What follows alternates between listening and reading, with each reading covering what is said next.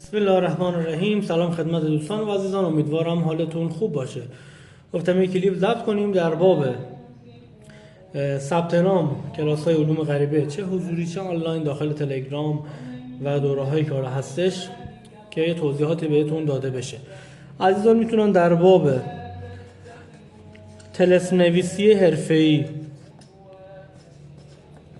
شخصی که میخواد مراجعه کننده داشته باشه، مشتری حضوری داشته باشه، سفارش کار بگیره، کار انجام بده برای خلق الله، میتونه به صورت حرفه‌ای طلسم نویسی حرفه‌ای یاد بگیره که 300 آموزش هستش که به شخص کامل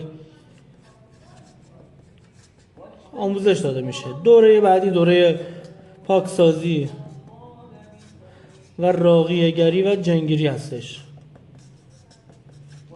که 50 آموزش هستش که چند آموزش شاید به صورت حضوری باشه که به شخص کامل آموزش داده بشه و یاد داده میشه که توی پاکسازی و راقیه‌گری و جنگیری که متأسفانه خیلی ها درگیر مسائل هستن شرکت کنه و به صورت حرفه‌ای کار انجام بده، که وقتی که میره پاکسازی نگه من حالا از قبل بلد هستم و تجربه دارم و بره اونجا گیر کنم، مثل خیلی از شاگردایی که رفتن و نتیجه نگرفتن و فهمیدن که اول کار هستش.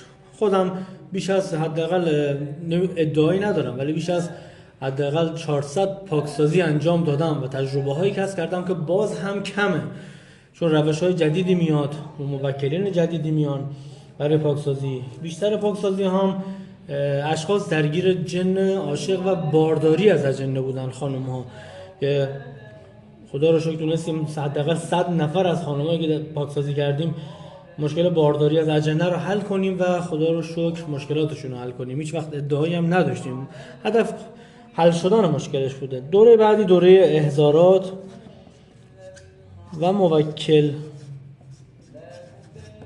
گرفتن هستش که 4 آموزش و 4 موکل به شخص آموزش داده میشه. موکل سمعی، موکل دیداری، موکل کارهای نیابتی، و تو این دوره کامل به شخص آموزش داده میشه. حالا ما میگیم 4 آموزش در باب موکل هستش. همین 4 آموزش باز میشه صفحات جدیدی براش تا توضیحات بدیم که چجوری با موکل ارتباط بگیره، چجوری از موکل طلسم بگیره، چجوری کار انجام بده و چجوری بتونه کار کنه در باب رویت کردن الهامات و خیلی مسائل دیگه. دوره پنجم دوره چهارم دوره دفاین هستش و خاک شناسی و پاکسازی دفاین و ابطال طلسمات که طلسماتی که مال دفینه هستش.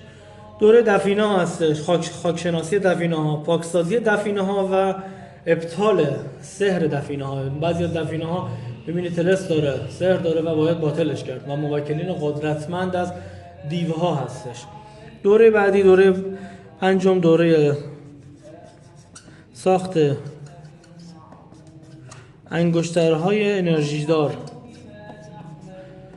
50 آموزش هستش.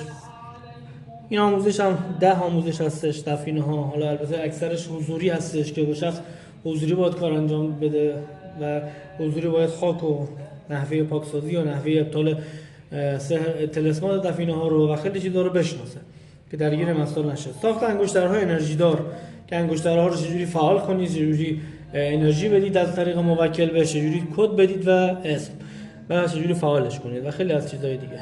این 5 تا دوره بودش. دوره بعدی دوره ریاضت هستش، 20 آموزش ریاضت های خاص هستش. این دوره ها که یه جوری چله‌نشینی و ریاضت شخص هستش و پاکسازی چاکراها 5 آموزش هستش که چجوری پاکسازی کنن چاکراها رو، چجوری انرژی بگیرن، چجوری انرژی کندالینی رو فعال کنن. ما حالا سعی کردیم بیشتر روی این آموزشات زوم کنیم که برای اشخاص هستن. حالا این آموزشات رو میتونیم اضافه تر هم کنیم. دوره تلابیس و طلسم گرفتن از موکل 30 آموزش هستش. دوره تلبیس های خاص از موکلین و طلسم گرفتن از موکل که چجوری طلسم بگیرید و چجوری طلسم رو فعال کنید و چجوری کار کنید. حالا ما بیشتر روی این دوره ها داریم زوم میکنیم، به اشخاص داریم یاد میدیم و بهشون کمک میکنیم تو این دوره ها. اگه دوره جدید اضافه بشه که به شخص میگیم کمک میکنیم بهش. برای ثبت نام و شرکت در کلاس ها با این شماره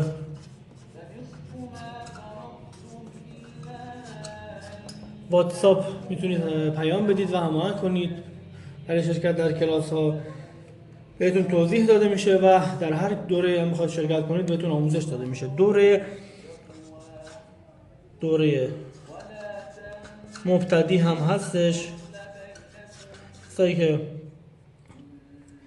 میخوان اول تو دوره مبتدی شرکت کنن که 50 آموزش هستش. دوره مبتدی اینا دوره‌های حرفه‌ای هستش که بهتون توضیح دادم. 8 دوره رو دوره‌های حرفه‌ای هستش که شخصی که دیگه بخواد استاد بشه، کمک کنه به مردم، کسب درآمد کنه، مراجعه کننده حضوری بگیره، باید حرفه‌ای کار انجام بده و این دوره رو بلد باشه. دوره مبتدی هم 50 آموزش هستش که داخل تلگرام هستش.